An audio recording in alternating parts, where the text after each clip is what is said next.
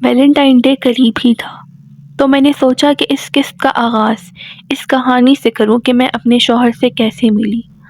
2011 کا سال میرے لیے مالی اعتبار سے کافی مشکل تھا۔ میں کراچی میں رہتی تھی اور ایک ڈیسک جاب کرتی تھی جس میں ترقی میں بہت کم چانسز ہوتے ہیں۔ میرے پاس کرائے اور قرضے کی ادائیگی کے پیسے بھی مشکل سے پورے ہوتے تھے، اس لیے میرے لیے علیحدہ رہنا ممکن نہ تھا۔ آخر کار میں نے فیصلہ کر لیا کہ مجھے اپنے پیرنٹس کے گھر جانا چاہیے۔ یہ حقیقت اکثر گریجویٹس کے لیے عام ہوتی ہے، لیکن میرے لیے یہ قید جیسی تھی۔ میرے جانے سے ایک ہفتہ پہلے مجھے کال آئی ایک پرانے دوست کی جو یونیورسٹی کے دنوں میں ملا تھا۔ اس نے ایک کمپنی میں جاب شروع کی تھی اور انہیں ایک اینیمیٹر کی ضرورت تھی جسے انہوں نے میری طرف مائل کیا۔ یہ سن کر خوشی ہوئی مجھے کہ میری تعلیم کا استعمال آخر میرے کام آ ہی جائے گا۔ انٹرویو کے دوران میرے دوست نے مجھے ایک شخص سے ملوایا جس کا نام ارسلان تھا۔ میرے دوست نے کہا، یہ ارسلان ہے، تم اس کے ساتھ کام کرو گی۔ ارسلان نے میری طرف مڑ کر دیکھا اور اس لمحے میرے دل میں ایک آواز آئی کہ یہ شخص میری زندگی میں ایک اہم کردار ادا کرے گا۔ یہ آواز واضح تھی اور اس وقت مجھے احساس نہیں ہوا کہ کون سی طاقت ہے جس نے مجھے یہ بات کہی ہے۔ میں ارسلان سے ملی اور انٹرویو کے لیے اندر چلی گئی۔ مجھے فوراً جاب مل گئی اور اگلے ہفتے میں نے کام شروع کر دیا۔ 7 سال کے بعد میں نے اسی ارسلان سے شادی کر لی۔ شاید وہ آواز ٹھیک ہی تھی۔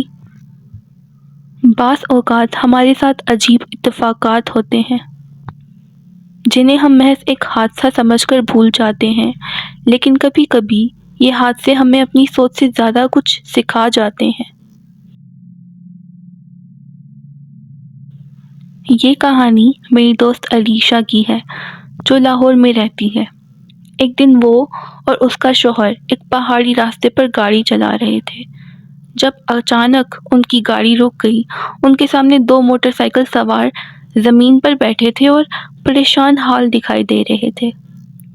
ان کے قریب ایک عورت زمین پر بے حس و حرکت پڑی تھی اور اس کے ہیلمٹ پر سفید رنگ کے شارک دانتوں کا ڈیزائن بنا ہوا تھا۔ علیشا نے اس منظر کو دیکھ کر اپنے شوہر سے کہا کہ شاید اس عورت کی روح نے ان سے مدد کی درخواست کی ہے۔ چند دن بعد علیشا کے شوہر کو ایک قبرستان میں نوکری مل گئی جہاں ان کی ذمہ داریوں میں ایک خاص قبر کی دیکھ بھال کرنا بھی مشکل تھا۔ جلد ہی انہیں معلوم ہوا کہ وہ قبر اسی عورت کی ہے جس کی حادثے میں موت ہوئی تھی۔ کیا یہ اتفاق ہے؟ میرے بچپن سے ہی میرے دل میں ایک جملہ ہے، جب بھی میں یہ کہتی ہوں تو کچھ نہ کچھ برا ہوتا ہے۔ جب میں 13 سال کی تھی تب میں نے محسوس کیا کہ یہ جملہ میرے اختیار میں ہے اور اس کے اثرات بھی ہو سکتے ہیں۔ اس وقت سے میں نے اسے کسی کے خلاف استعمال کرنے کی کوشش کی اور جو نتائج میرے سامنے آئے وہ حیرت انگیز تھے۔ لیکن اب میں نے اس جملے کو کہنا چھوڑ دیا ہے کیونکہ مجھے اس کی طاقت کا علم ہو چکا ہے۔ اگر آنے والے گھنٹوں میں کچھ ناقابل بیان ہو جائے تو بس یاد رکھیے گا، یہ میری غلطی نہیں، یہ محض ایک اتفاق ہے۔ ہماری چوتھی کہانی عدنان علی کی ہے جو بچپن میں ایک دیو قامت سایہ دیکھتے تھے۔ ان کا کہنا ہے کہ وہ اس سائے کے رقص کرتے ہوئے تفصیلی انداز میں دیکھتے جیسے کہ وہ کوئی قدیم روح ہو۔ انہوں نے بتایا کہ یہ ان کے ذہن پر واضح تھا اور وہ اسے کئی دفعہ دیکھ چکے تھے۔ عدنان کے نزدیک ان کے پاس ایک روحانی قوت ہے جس کا وہ خود درست طور پر بیان نہیں کر سکتے۔ وہ کہتے ہیں کہ یہ قوت کبھی کبھار کام کرتی ہے اور کبھی نہیں۔ ان کے دوست اور خاندان وہ ان کی اس غیر معمولی تجربے کو مانتے ہیں، لیکن عدنان خود اس بات پر یقین نہیں کرتا کہ یہ واقعی کسی خاص قوت کا نتیجہ ہے۔ یہ سب کہانیاں ہمیں ایک سوال چھوڑتی ہیں، کیا یہ سب محض اتفاقات ہیں یا کچھ طاقتور قوتیں ہیں جو ہماری زندگی میں پوشیدہ کردار ادا کر رہی ہیں؟ کیا روحیں واقعی ہماری مدد کرنے آتی ہیں یا سب محض ہمارے دماغ کا کھیل ہے؟